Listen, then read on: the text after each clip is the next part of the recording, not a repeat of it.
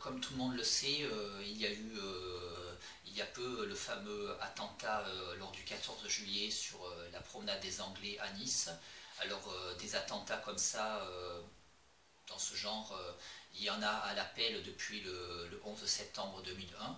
Mais là, ça m'a particulièrement sensibilisé parce qu'il se trouve que voilà, je suis niçois.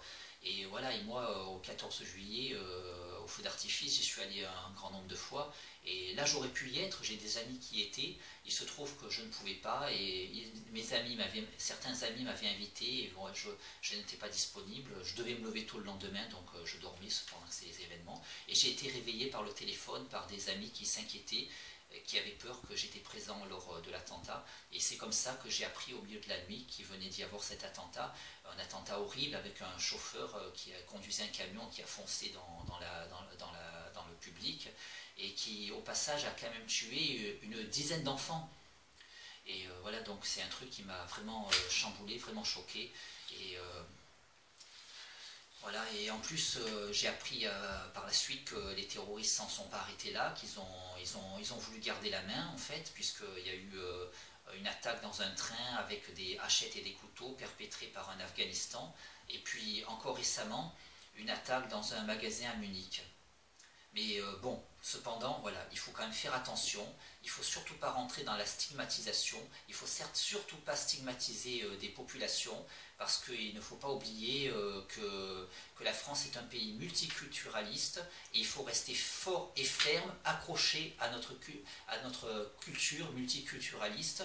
Il faut arrêter de dire qu'il faut filtrer les migrants qui rentrent sur le territoire au cas où d'éventuels terroristes rentreraient à travers eux.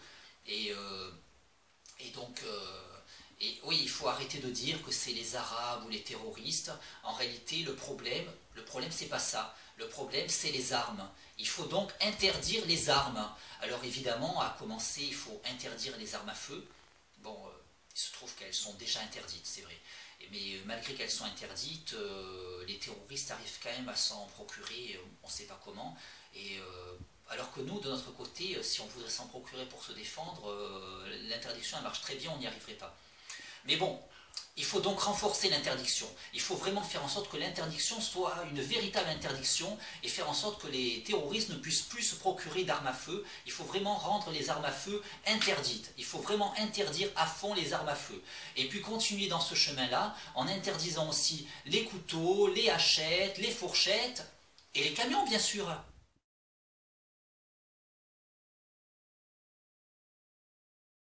Ebola est arrivé, on va tous être infectés, impossible d'y échapper, on va tous y succomber. Ebola est arrivé, on va tous mourir tués. Ebola, Ebola.